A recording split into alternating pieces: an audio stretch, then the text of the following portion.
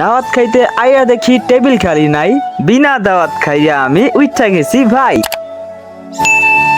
এই গাইস আসসালামু আলাইকুম, কেমন আছেন সবাই? আশা করি আল্লাহর রহমতে আপনারা সবাই ভালো আছেন। গত পার্টে আপনারা দেখছিলেন আমি একটা হলুদ সন্ধ্যায় গেছিলাম, আর আজকে আমরা সেই হলুদ সন্ধ্যার বিয়ের দাওয়াত যেতেছি। আর দুঃখজনক ব্যাপার হইলো দাওয়াত খাইতে যে একটা কাহিনী ঘটা যায়, যেটা এরকম হইব কখনো ভাবতে পারি নাই। যাই হোক, সেটা ভিডিওর ভিতরে থাকতে যেতেছে। আর আজকের ভিডিওটা 2022 সালের ডিসেম্বর মাসের 23 তারিখের। Let's start. তো বরাবরের মতো রওনা দিলাম যেই জায়গায় দাওয়াতের অনুষ্ঠান রাখছে, আর এটা অন্য কোনো জায়গায় রাখে নাই। যেই জায়গায় গায়ে হলুদের অনুষ্ঠান রাখছে সেই জায়গায় দাওয়াতের অনুষ্ঠান করছে, আর এখন সেই দিকে যেতেছি। যাইতে যেতে একটু লেট হয়ে গেছে গা। যাই হোক, কথা না পারে একেবারে অনুষ্ঠানের দিকে যাওয়া যায়। তো অনুষ্ঠানের দিকে আইসা আবার দেখতেছে অনেকে খাওয়া দাওয়া করে বাসার দিকে রওনা দিছে, আর অথচ আমাদের এখনো খাওয়া দাওয়া হইব দূরের কথা, মাত্রই আসলাম অনুষ্ঠানের দিকে। আবার অনেকে বসার জন্য জায়গা বিচ্ছেদাছে। মজার কাহিনী হলো আওয়ার সাথে সাথে যেই পরিমাণ মানুষ দেখছি এই পরিমাণ টেবিলও দেখতেছি না, আর এই কারণে অনেকেই দাঁড়ায় ছিল, বৈশা ছিল, কেউ কোনো জায়গায় খালি পাইতাছিল না। আর যাদের অনুষ্ঠান তাদের পরিচিত মানুষদের অভাব নাই, অর্থাৎ অনেক হিউজ পরিমাণ মানুষ দাওয়াত দিছে। যাক, এটা কোনো ব্যাপার না। তো আমি এক কর্নারে দাঁড়া ছিলাম, তো ভাবতেছিলাম যে এই বোকার মতো কর্নারে না দাঁড়ায় একটু ঘোরাফেরা করি, দেখি সামনে কোনো টেবিল খালি আছে কিনা। আর এই কারণে সামনের দিকে যাইতাছিলাম, কিন্তু মাশাআল্লাহ প্রত্যেকটা টেবিলেই মানুষ আছে, অর্থাৎ প্রত্যেকটা টেবিলই পুরো সিট বুকিং।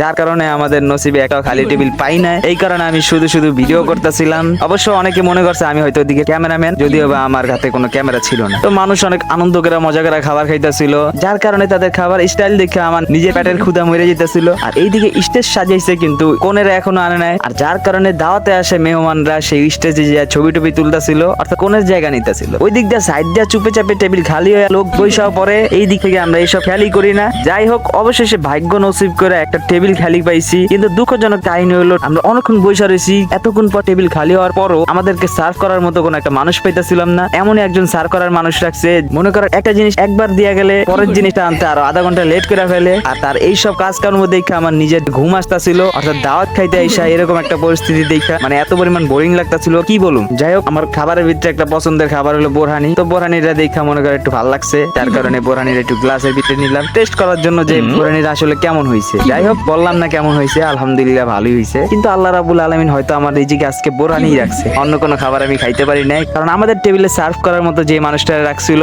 অর্থাৎ তার কাজকর্ম দেখে আমার মাথা একবারে গরম হয়ে যায়। আর যার কারণে আমি জিদ করে টেবিল থেকে উঠাই যাই। অবশেষে আমি খাবার না খেয়ে দাওয়াত থেকে চলে আসি। যাই হোক, এগুলা নিয়ে আমার কোনো আফসোস নাই। মূলত ভিডিওটা 2022 সালের, আর যার কারণে ভিডিও ছাড়তাছি, এই কারণে আমি এই ভয়েস গুলা দিতেছি, না হলে এই ভিডিওটা আমি সামনে দিতাম না। সো আজকের ভিডিওটা এই পর্যন্তই, দেখা হবে নেক্সট ভিডিওতে। সবাই ভালো থাকবেন, সুস্থ থাকবেন, আর কমেন্টে জানাবেন ভিডিওটা কেমন লাগছে। আর পেজে ফলো দেওয়া না থাকলে অবশ্যই ফলো করবেন, এরকম নিত্য নতুন ভিডিও সবার আগে পাওয়ার জন্য।